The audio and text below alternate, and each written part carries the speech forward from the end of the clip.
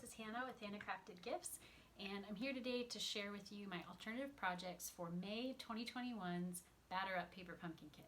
So as you may know from the title, or if you watched my unboxing or have just been following along like I do for all the things Paper Pumpkin, this was a baseball themed kit, and I made some baseball themed cards, but then I also tried to think outside the box, as they say, outside the Paper Pumpkin box, to come up with some other things. So first of all, this weekend while I'm filming this, I actually just finished my virtual Paper Pumpkin party, and I'll have my in-person one tomorrow. So I'll be posting this after that, so I don't sneak peek anything to anyone coming. But this is the alternative that I will be teaching in my party. So you can see there the baseball bat, which has swung and hit the ball, and as you open the card, it spins. And then it can settle either on this side, which shows the same pinwheel, because I used what I cut out here from the card to put on the back of the baseball, or the baseball. You can orient it whichever way you like.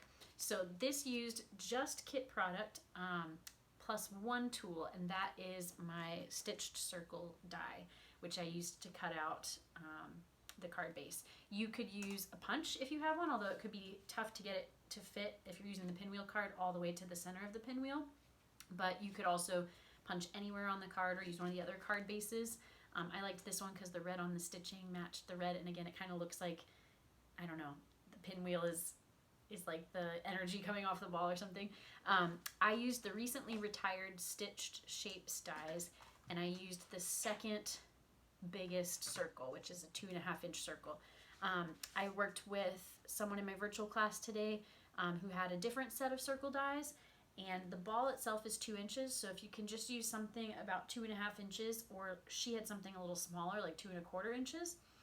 So I just had her trim her baseball. So if you had like the 1 3/4 inch circle punch or something like that, or you just wanted to like fussy cut a sliver off of there, you just want to make sure that you have about 1/4 inch around, because when you twist this up, it moves a little bit, and you want to have plenty of room to spin and not catch.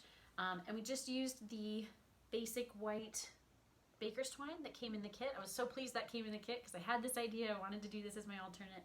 So I was really hoping there was thread in this kit, because usually, like I was saying, I only limit myself to kit supplies for the alternative I teach to show people they don't have to have all these things. They can just have their kit to make some really special cards. And you know, really you could cut the circle out if you wanted to draw a circle, like trace something, or freehand it even, but you could just cut in on the card and then cover up that part that you cut, tape it, and then cover it up with like your bat or something like that. But anyway, that's what we made. So that was our alternative for class, and then I shared some other alternatives just to show some other things you could do. So here's a card that looks like you just put that trading card, which I think is really cool. I'm not super into baseball, so that wasn't the thing that I loved about this kit, but I really like this piece. It looks like a trading card. So it just looks like that's been glued on the front of a card, but actually this is a flip-flop card. So you open up the trading card, open up the card base, and you have your full-size card inside. So I cut a 1-inch strip off of the front patterned part of my card, because the back is just white this time, and glued that on the inside so that when it's closed it does look like the full card. But then this trading card I added onto a piece of basic white cardstock that's just 5 inches by 3.5, because the size of this was 3.5 by 2.5, and so of course I doubled the 2.5 to have a little card. 5 scored at 2.5. Hopefully that makes sense. This was another die cut from the kit that I put just under to create a little contrast. Stamped All-Star, stamped my baseball hat. It's like the baseball player's throwing his hat on the ground to put his helmet on. And then I have some of the little embellishments, which I put here because I wanted at least 2 out of the 3 to show when the card is open. And you have 3 out of 3 showing, of course, when the card is closed. So there's that. Then I was again trying to think outside the box. So I thought that the home plate, which hopefully you can see here, kind of looked like a pocket. So this is a shirt, the background pinstripe with the pocket, and then this is that red strip that came with the kit, just flipped upside down, so it's the white. And then I have the All-Star die cut with the little die cut label that I stamped friend on. And I used some white tissue paper. You get blue tissue paper in your kit, so you could use that. The white tissue paper was actually from a previous kit, because sometimes they do different colors tissue. And so that's meant to look like, the pocket square. And then you can put a gift card inside. This is actually my gym card, which I wouldn't give away. Someone was saying, make sure you remember where you put that, you don't lose it. But then I just wouldn't have to go to the gym, which wouldn't be good. But anyway, you could put a gift card for something in there into the pocket. And then, of course, it's a card. You could have your message on the inside. So that was one alternative. Doesn't have to be baseball themed. Then I also thought that pinstripe base looked like lined paper. So I used the recently retired Scripty 3D embossing folder to emboss words, I think it's actually love poems, onto the card base. And you know how you can usually ink the embossing folder itself? Well, this folder, if I inked it, I would either get the negative space, not the words, or I would get the words backwards and indented instead of raised. So that didn't work. So I embossed it, and then I dragged my Smoky Slate, which is one of the coordinating colors, ink pads across the card, and was able to get color like the granite from a pencil, which I turned one of the baseball bats into, to show. And you can see some of the ink pad, kind of created distressing on the paper, but this pinstripe paper already had that anyway, so it's just a little more. And then, of course, I used the back of one of those red labels again, and some of the little white labels to say you're the greatest of all time. Sorry, that's probably backwards.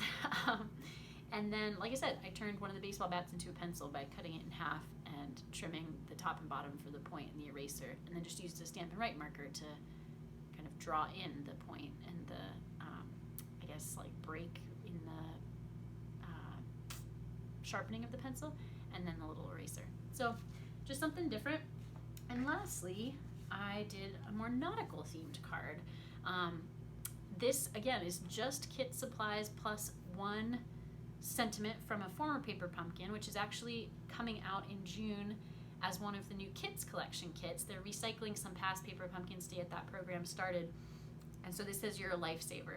And so this, what hopefully looks like a lifesaver, is the part of that pinwheel card that I trimmed once I cut the circle out in the card base with my die. I then, of course, put that piece on the back of my baseball, but it was bigger, right? Because the opening has to be bigger than the baseball. So then I trimmed off this strip so that I would just have the pinwheel pattern from the card base on the back of my baseball, and not showing out past the baseball. So this strip got reused to be like a life ring. And I thought the baseball bats, when they're upside down like this, especially with the other nautical elements, hopefully look like oars. And the sentiment, as you can hopefully see, says you're a lifesaver. And then I used a couple of little embellishments. This diamond in the background is just those two home plates flipped upside down and put together. And then that red strip that I've been using the back of for my sentiments is now just hiding the seam there and putting a little bit more red, that real red, on the card. And I love these card bases. Hopefully you can see they're soft suede, but they're also a wood grain pattern. So going along with the oars in this case, or bats in other cases. So I have more of those card bases to do something with. I think they'll be really versatile. But those were some of the things that I made with this month's kit. So hopefully you enjoyed seeing those alternatives. If you want to see more, you are welcome to subscribe to this channel. I always post my unboxings of my kits, as well as other things that I purchase from Stampin' Up! And I do more and more of these show and tells. I also have my paper pumpkin parties every month. So I've been doing virtual paper pumpkin parties all of 2021. And as things have gotten better and warmer, I've started doing in-person versions as well. So if you're local, that is an option. So just reach out to me. You can find me on Handcrafted Gifts on everything. Handcraftedgifts@gmail.com is my email. And then I've got Facebook, Twitter, Instagram, Pinterest, Reddit, and this YouTube channel. So as always, thank you so much for watching, and happy crafting.